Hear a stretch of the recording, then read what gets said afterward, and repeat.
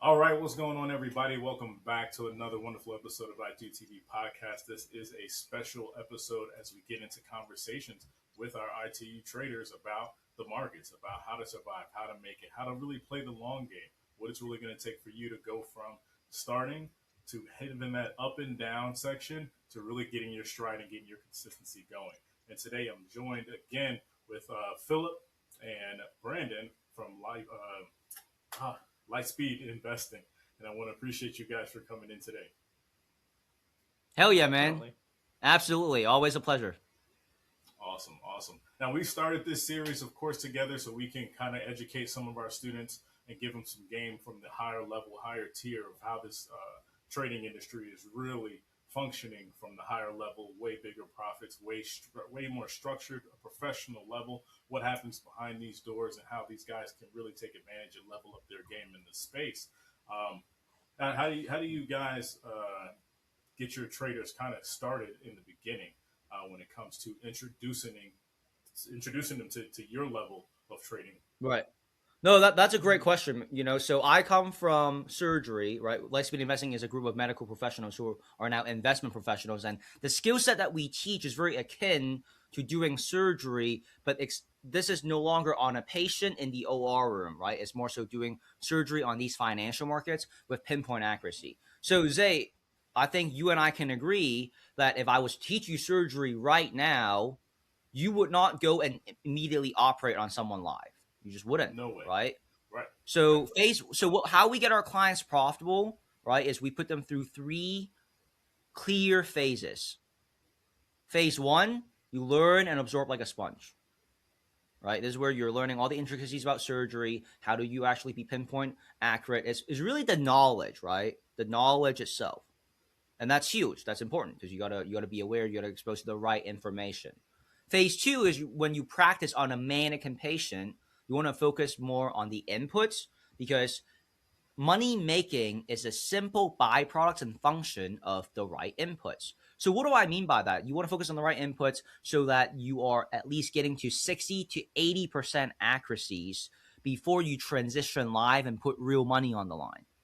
The reason I say that is because when you do put more money on the line, you will have emotions and psychology involved. We teach our clients and students to never run away from those emotions, but rather embrace it, so that once you embrace it, you can truly minimize their presence and their potential negative effects on you. But the philosophy here is that before you put real money on the line, you got to make sure you know what you're doing and have learned all those things from a knowledge standpoint.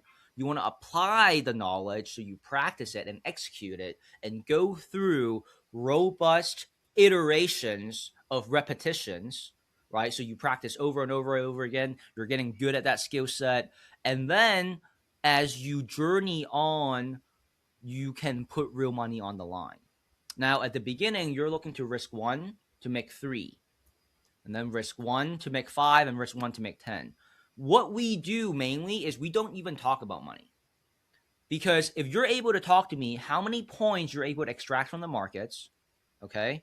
How many within a certain amount of time frame. So if you're like, hey Phil, I was working on my accuracies and I'm consistently taking 30 points from these markets right now at like 40%, and I'm trading like 15, 20 minutes a day. Like that's what we're looking for. Because now from these metrics and numbers, we can dissect, okay, well, why are you entering in these trades, right? How many are you over trading, right? Or are you more so trying to be a sniper and pounce? What strategies are you using? Are you focused on learning and becoming a master at trends, shorting opportunities, and extension plays only? Because if you're a beginner, those are really the three that you are allowed to look into, right? Like things like single candlestick techniques and more advanced things. You should definitely leave and definitely don't trade market conditions that are not viable for beginners, right? Like no single candlestick techniques, no choppy markets, no consolidation. But the idea here is that's how we get our people started, is we put them through three really clear phases. And I say phases because people have different schedules in their lives. The benefit of learning how to trade the right way is you are going to obtain a high income skill set that no one can ever take away from you. And the better you get at that skill set, the more opportunities can come your way. So the idea is to convert these markets into your own ATM machine at the beginning. But the better you get at that skill set, that ATM machine can then evolve to becoming your own bank. For example, I just recently brought in an air pilot, former air pilot. He's currently going through some things in his personal lives right now, and he's not no longer flying planes. He has a little bit of background trading stocks and equities, but not futures and commodities, not at this pace. However, he's really disciplined. Pilots, they always have to go through different checklists before they execute, right? So within a month, he's already made over 50K, right? But the reason is because he himself does not necessarily have other career commitments at this point. So I mentioned the phases because you might be, depending on who I'm talking to, a dad, a busy single parent. You may have another career, and you're trying to fit learning how to trade, right, and create a secondary income stream for yourself while you are maintaining those other responsibilities. So I say it in free flow because, in terms of success principles and mindset, I always tell my clients, you are the only competition. It is you and you versus you. Do not ever compare your chapter 1, 5, or 10 to someone else's chapter 10, 50, or 100 or 1,000. And so because of that, right, you're staying laser focused on what your goals, what your trajectory, what your vision is. And that's why I give my clients these 3 phases so that I'm like, hey, in your specific life, in your specific circumstance, what phase are you in right now? And where are you progressing?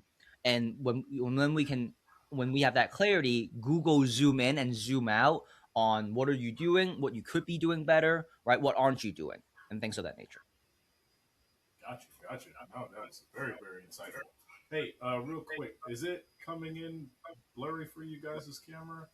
Nope, No, nope, everything's nope. good. It's all good. That's why we love Riverside. That's why we love Riverside.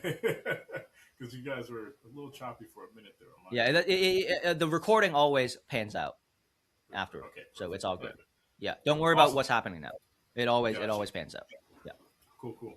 So now you guys just came from travels, right? I think you guys were overseas taking Yeah, some meeting some man. new We were traders, we kind were of on some the road hard. big time things, right? Yep. Yeah, Yeah, can we hear a Yeah. little bit about that? How was that trip?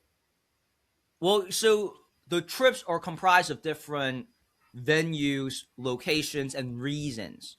So and Brandon was part of some of them. He was not. Like for example, I had to go up to mainly it was Florida, right? So Orlando, Miami, Minnesota for a speaking engagement where we addressed like 30, 50 high net worth individuals.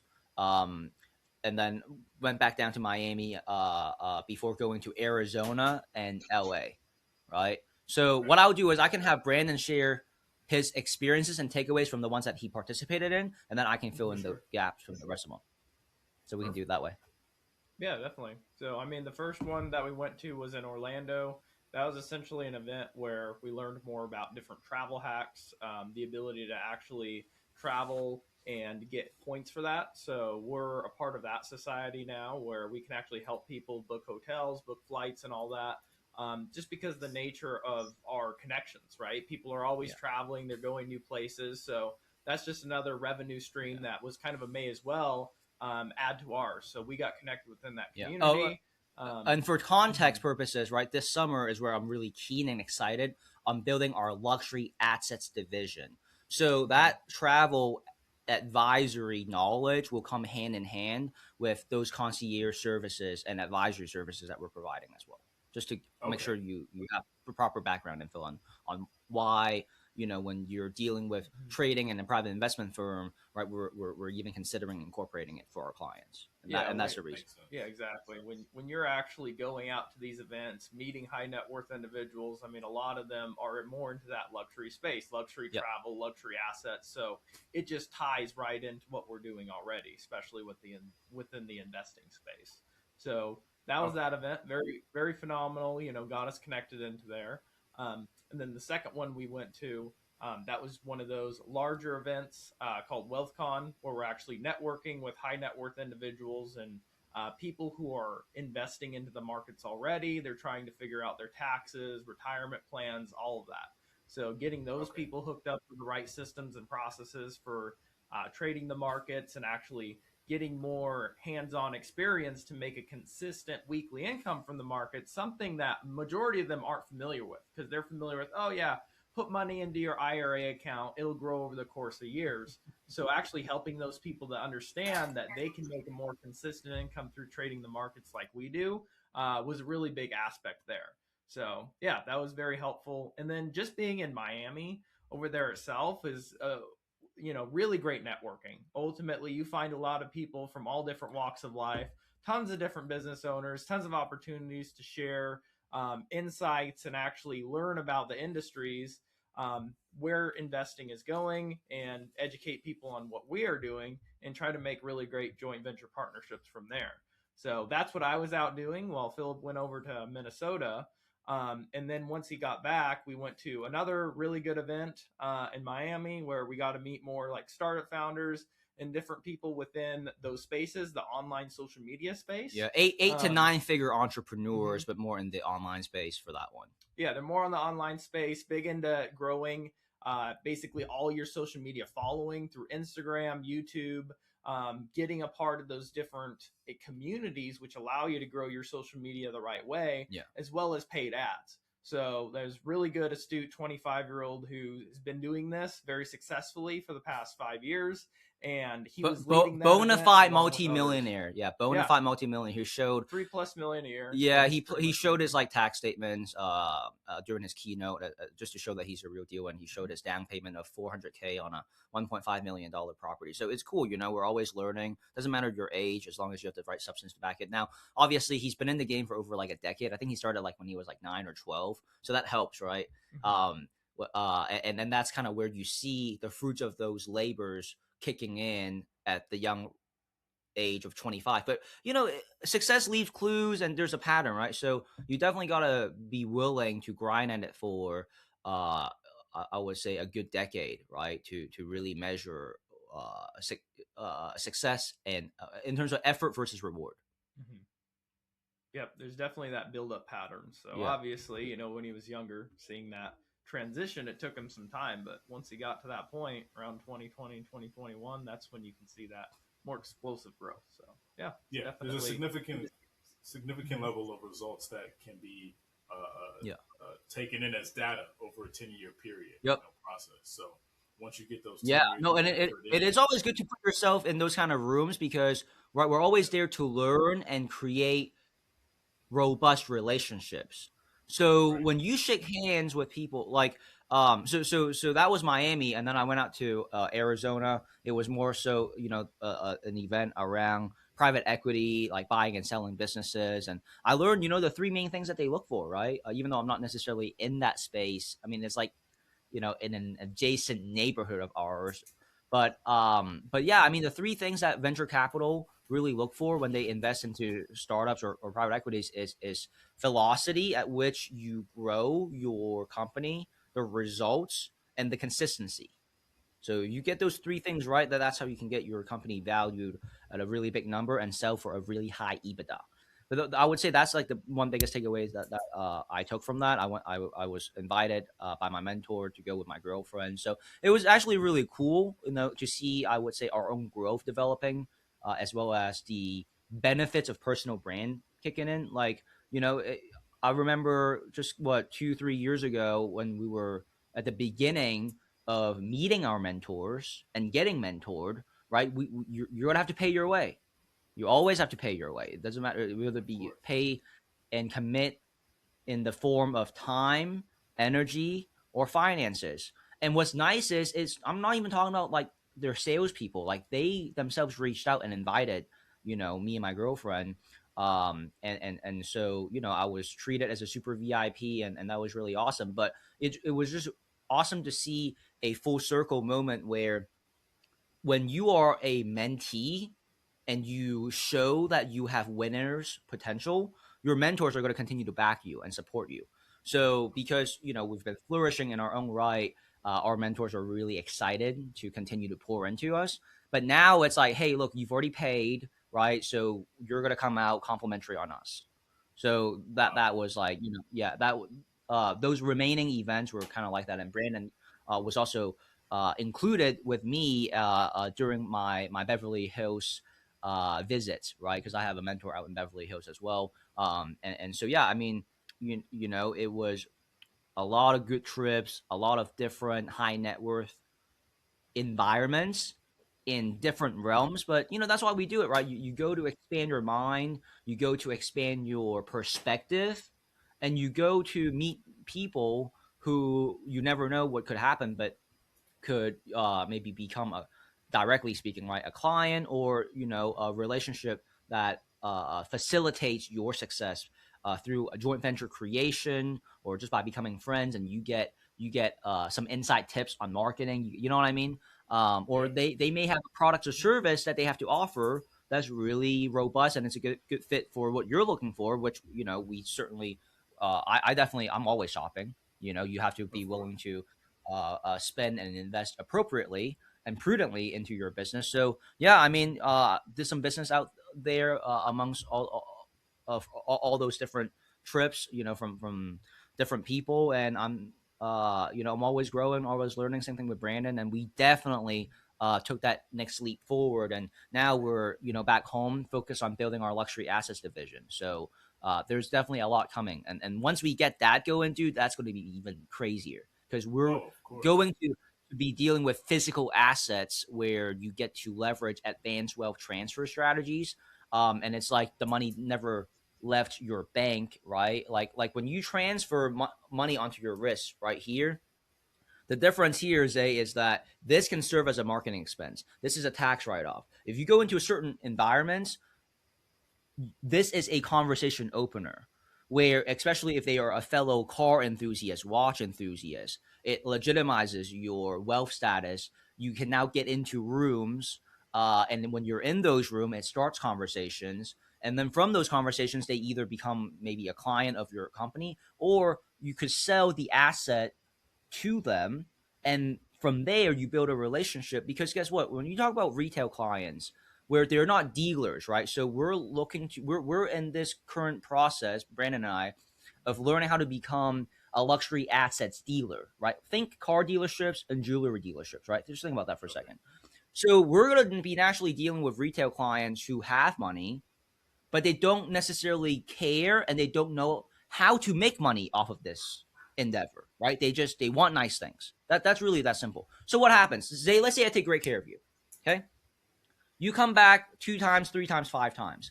You got a friend, you got a student, right? You got Steve, you got a brother, you got a sister, you got a colleague. Someone's wedding is coming up. Do you understand? And so what happens is when you embrace becoming a higher level advisor, at higher level provider in this realm, wealthy people, they cherish time, they cherish privacy, and trust is really, really important. So this game, right, is naturally the luxury assets division specifically. It's a deal making game, but mainly it's a relationship building game alongside your trust and reputation. And the beauty of it is once you get to a level where your network compounds, as long as you're sitting on 100K, 50K, or 500K, or a million in inventory, you do not have to source anything new anymore. And that will generate money consistently because you're just going to have people hitting you up. You're going to get a text, you're going to get a call, right? Some other retail client is like, hey, I thank you so much for the AP that you got me. Now I'm looking at this one. Oh, I got my friend into this trading or this luxury asset space, and now they're looking at getting a watch for themselves or for their son. It's a graduation gift. And see, this is where that compounds, right? Yep. So Yep. it's so I mean, that's where the age old principle of no matter what business we're in, right? Like, the vehicle that we're in, right? It's investment education. Hmm. However, the main business that we're all in is the people business. People do. That's and right. and so if you're willing to embrace and love people, embrace sales, embrace numbers, you're always going to come out successful. And so that's what that luxury assets game mainly is a people business, where your reputation means a lot as well. And so the personal branding, right, the reputation, it all coalesce into this same thing, but you're just stack. It's like the Jenga. You're just stacking more and more credibility, more and more parts to it, and ultimately it goes from like this small little engine of a aircraft to the Boeing 757. Most definitely. You know what I love about that, man, is I can't stress it enough to all of you guys and those that come back and watch this, is that when you're leveling up as a trader and you're leveling up financially, it's going to put you in rooms and put you in areas of other winners and other people. And it's going to require you to operate at a higher level. You know what I mean? It's part of that development process as you're growing along, because you're going to take these finances, you're going to take these wins from trading and go into other endeavors, whether it's business, real estate. You know what I mean? So it's important to learn how to get around the room and make sure you know how to meet and work with others very well and build that trust, right? Build that foundation. It's easy to read, you know what I mean, from the beginning as soon as you meet them. Right. Yep. 100%. So, and to stay on that topic, right? When we're talking about winning and having that mindset properly developed, the longevity. A lot of people get into this endeavor and fall off very easily, right? What do you guys think about or consider over time with people? The difference in the person that comes in and has the mindset to do the work necessary, grow in the endeavor, take L's, bounce back from those L's, and have that long-term type of longevity and mindset when it comes to in this industry or even in the endeavors you guys have faced.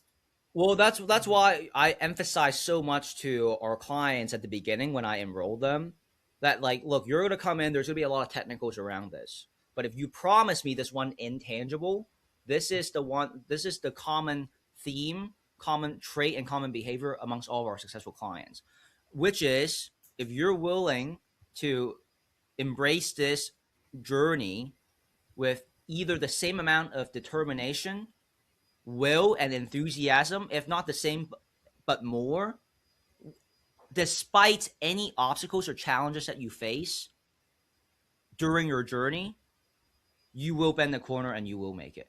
That is the hallmark trait of all my successful clients. And so it's not necessarily about being stubborn, hitting your head against a wall, and just what I kind of like to call meathead persistence, but it's about strategic perseverance, right? So, you run into something, you analyze. A lot of our successful clients is like taking a test, right? So when you take the MCAT or any examinations to go into the healthcare industry, whether it be dental, pharmacy, or medical, you go through these mock exams. And a lot of fallacies with students is that they just do the exams, but they never review. The review process could be tedious, but it's so important because when you review, you can really see why did you answer the right answers the right way, but why did you answer the wrong answers the wrong way? And so, for example, you can test yourself, right? Like when you trade the markets, the candles are still information. But at the end of the day, after 4 Eastern for futures, that 1 hour, right? The charts are there for you to review. The candles have already been formed. You understand? So now you can actually go and see how did the damn day play out.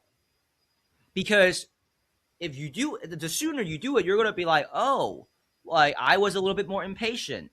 I could have stayed in the trade for a bit longer. Why didn't I? It was headed the direction that I was going. Or, oh, thank God I got out because look at that, it reversed on me.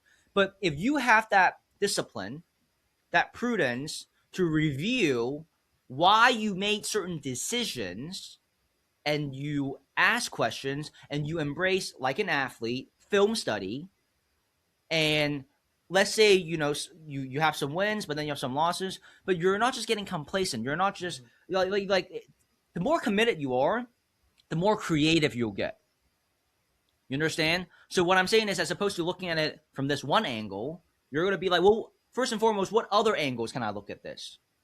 Yeah. Oh, okay, now that I've identified other angles, why don't I now, as opposed to doing it by myself, reach out because I have help, right? So why don't you reach out to the help that we've, assigned, whether it be me, myself, my business partner, my staff, right? The resources that we have on our firm. So that is, I think that ability, that willingness to take initiative, to never settle, to constantly ask questions, to embrace the fire. That is how we that is the number one philosophy that we inform our clients of what is necessary as an ingredient if they want to be successful. And it's true. It is very true when I see everyone who stay persistent and they don't let any potential potential failures or setbacks to not only discourage them but to completely stop and quit, because once you quit and you give up, that's the ultimate failure. You understand? Like you do not lose until you stop and quit. And there are never losses anyways, they're all lessons. I mean, Brandon, there's certain clients that he helps service too. There's an anesthesiologist. He's a bit older. He's like in his 60s, 70s. Very, very, very incompetent with technology. But here's the thing. I told him, I was like, look, you may not be good with technology because of your age, but don't, despite any frustrations around that, do not let that affect your trading performance, because those things have to be separated. Like, just because, yeah, it took you an hour to get your fucking computer set up doesn't have anything to do with the surgery itself. You understand? Yes, it only took you, yes, it took you an hour to get the OR room prepped, but you haven't done anything yet. You see? So I had to tell him, hey, don't be be hard on yourself and ask how can you become better technologically speaking, but don't blend the two. Like, so depending on how the conversation, and that's just an example, but depending on who I'm talking to, what the circumstances are, you're going to see a lot of those things manifest. And sometimes, especially when you deal with, because the people that come into our program, they're high achievers, they're type A, or they're in a situation they need to get out. They need to create a better reality themselves. So there's an urgency to it. And I'm like, hey, look, I know you're a little bit impatient, but you gotta embrace going through the journey. You gotta embrace the inputs. You gotta embrace the process. You gotta love the process. And you gotta be a slave to the process, because what's gonna end up happening is one day you look up and you're gonna be like, oh, I'm further ahead than I was. I'm not where I want to be, but I'm not where I used to be.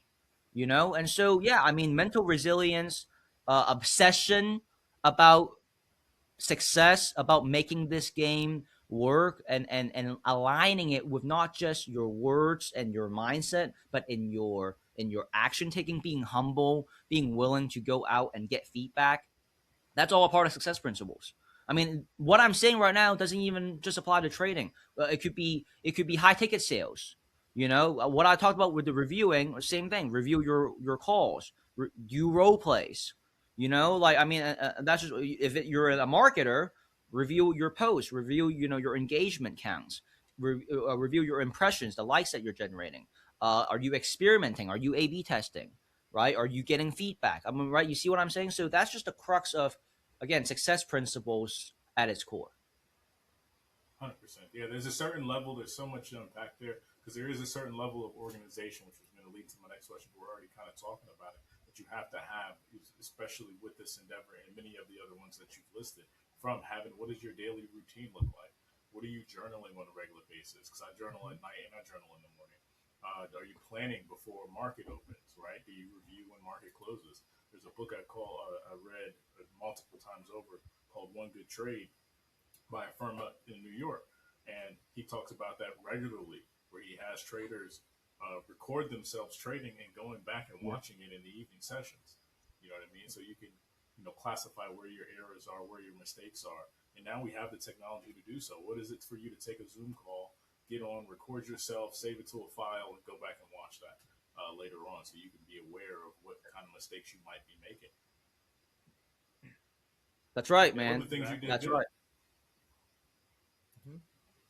For sure. You need to review those videos and do all the journaling. And then that's what it's about. You need to know where you actually are standing, right? Like, if you don't go back and see what your statistics are over the past week or month, you're out in the middle of nowhere, right? You don't know if you've improved or you've gotten worse. You need to be journaling and making sure that everything you do, especially within trading, is actually very well documented, because the better you document what you're doing, you can figure out, hey, I'm starting to lose for some reason this week. I wasn't losing last week. What am I doing? If you document that well enough and look back at all your trades, then you're probably going to find it. And that's the biggest aspect that most very successful traders use as well, is they're actually documenting every trade they do and figuring out why did they take the trade, why did they not take a trade, and why did they either hold it or why did they not hold it long enough, right? So it's making sure that all of those factors and all that criteria is met as well. Yeah. And Zay, just for time's sake, because we both have meetings at the top of the hour. I know Steve left some questions here in the chat that's more technically oriented, so you can feel free to ask those and make sure that you maximize your time with Brandon here as well. Yeah, let's make sure we get that. Steve. Okay, everybody hear me? Yeah, go ahead. I just got a call coming in. 1 second. Yep, but okay. I can. No worries. Yeah, I can answer the technical question. Okay, Brandon. So a couple of ideas that I had. Of course, I think you already mentioned on necessarily when to hold an entry or when to, I say, fold, right? When to close your entries out. Right. Looking at the 1 minute and 5 minute, I've been really trying to get a hold of that feel for it, but I'm still trying to find it. So, what idea would you give about when to hold and when to fold? Yeah, I mean, it's all based on your previous levels, right? So you want to mark out levels on the chart where the market has historically bounced at. You also want to look at those algorithm levels, right? So like on the YM, that's the 0, the 10, the 25, 50, the 75, and the 90. So you're looking at levels that historically have been respected, either over in the past hour or in the past few days. It depends, what the market looks like. If the market made an all-time high and you keep going towards all-time highs, then ultimately from there, you need to just simply rely on those SAR dots and the 8 and the 20 moving averages, looking for a trend, right? But if there's a previous level that you can actually mark off saying, hey, if the market's going up, historically it struggled at the 50 level above it. So you know that if it hits that 50 level and it starts retracing down, you can exit at least a portion of your trade. What I like to do is if it hits a very strong level, I exit 50% of my trade, and then I hold the rest of that until it becomes either a bearish engulfing. Now we're talking about an uptrend, right? It becomes a bearish engulfing on a 1 minute candle, right? So on the 1 minute candle, if it's breaking below the previous 1 minute candle, after already hitting that level and continuing to the downside, then I'll exit the second half. So I break it into two positions, right? And then the exact same concept for a downtrend. You're looking for a bullish engulfing on the 1 minute and more of that reversal off of a lower level. So really you're looking at very strong levels in the market that the market has historically respected, and that's typically when you're looking to take your exits. Now, let's talk about tracking a trend when you're in the middle of two levels, right? Say there's no major level for another 100 points or so because the market just went on a straight uptrend and now you're trying to track a downtrend, right? So if the market starts reversing, say 50% in the middle between your two levels, so you're 50 points away from hitting your first profit target, then from there, you want to be looking at clear market reversal trends, right? Were they very large 1 minute candles to the downside? And are we about to reverse to the 8 and the 20 moving averages? Because we know that when you have an 8 and a 20 moving average and the market's way too far extended from the 8, it's always going to come back. So if we have an 8 moving average that's sitting, say 50 points above where the market's currently at, and we're in a downtrend, then that's why it's reversing in the middle of those two really strong levels. So you got to make sure to account for that distance as well. And if the market is too bullish in the midst of a strong downtrend, you just want to exit your full position and then wait for a reconfirmation to the downside. Exact same thing with a trade to the upside. Does that make sense? No, that definitely makes sense. I've been becoming more acute of my algo numbers, so I started doing the micro time frame analysis to find that volume that comes in. So I've been doing good with that. So it's a skill that I'm trying to build confidence with Zay. The next question is about managing greed with capital preservation. I've been having issues on Wednesdays because I feel so high off of a successful Tuesday, and that bit of Mhm. glass ceiling starts to hit me. So, then I'm thinking, okay, am I just going for my goal, or am I just kind of just trying to over leverage my what I have?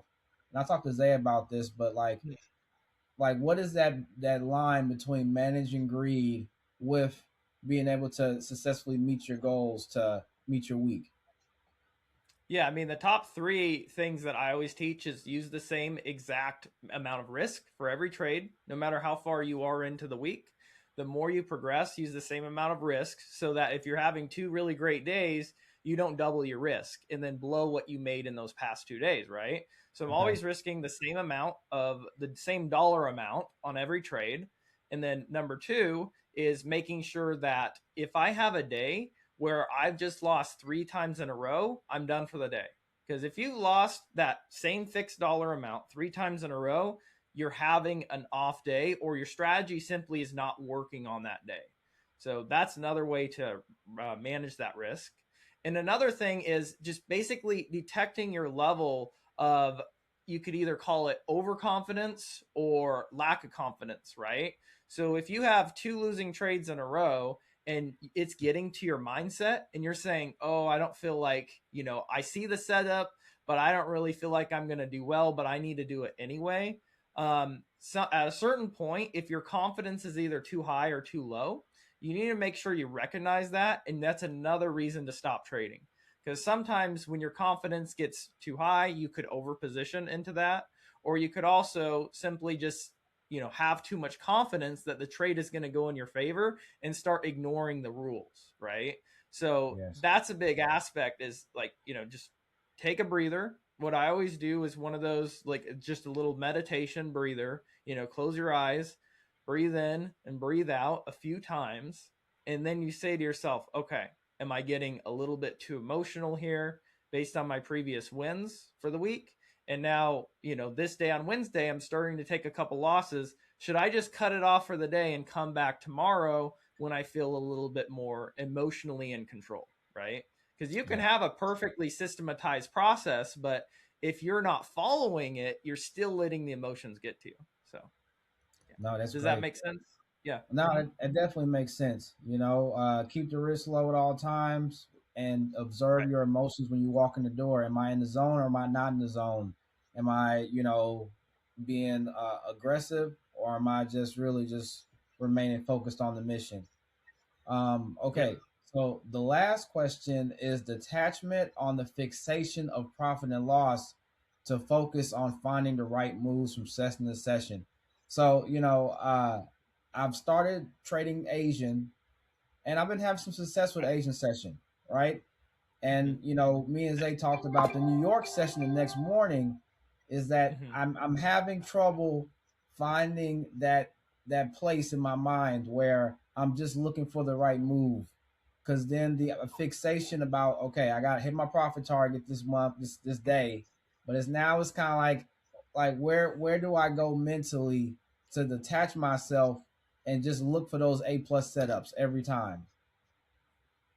Yeah, I mean, the biggest aspect is, like, if you have a profit goal for the day, that could affect your mindset too. So for me, I never have a technical profit goal for the day, just because that can cause me to be a little bit too emotional. I'll hold a trade a little bit longer, or I'll cut off trades a little bit shorter, just naturally because, hey, I'm trying to hit this goal exactly, and I'm not trying to take too much risk to go too far away from it, but I'm not also not trying to cut off a position early so that, obviously I don't make the full profit. So for me, it's just really sticking to the system, not worrying about the total P&L on the day. Like, I never look at the total P&L on the day until the day is over, right? Sometimes I don't even look at it. I'm like, I had a good day for the day. I know I made, this much on this trade, this much on this trade. We're good. Because there's a certain point where if you're really constantly focusing on the P&L, just like Philip said, it's more about the points. How many points did you extract from the market? What percentage did you get from this trade? How well did you execute the strategy? Because as long as you're doing that, you're going to be very profitable over the course week to week, right? You're going to be able to garner those weekly paychecks from the market.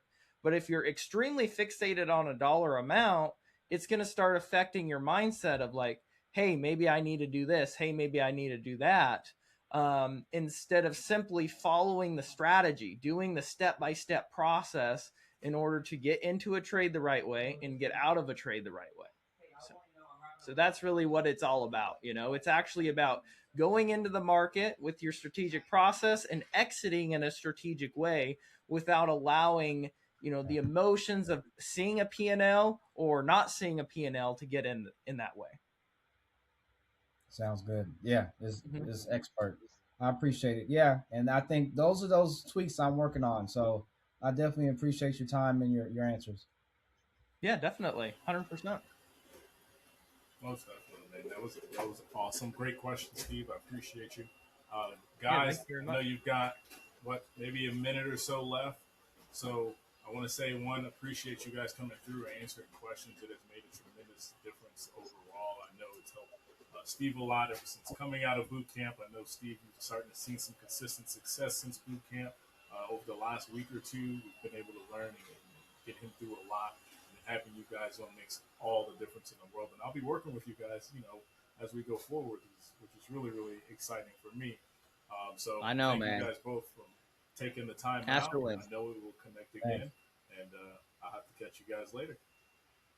Thanks so much, Amazing. man. Thank you very much. Really appreciate you for bringing us into your community. Hopefully, we were able to provide some value today, and I look forward to doing it again with you next time. Take care now. Yes, sir. We'll see you next month. Catch you guys Thank later. you. Thank you. Thanks, Philip. Thanks, Brian. Absolutely. Thank you. All right.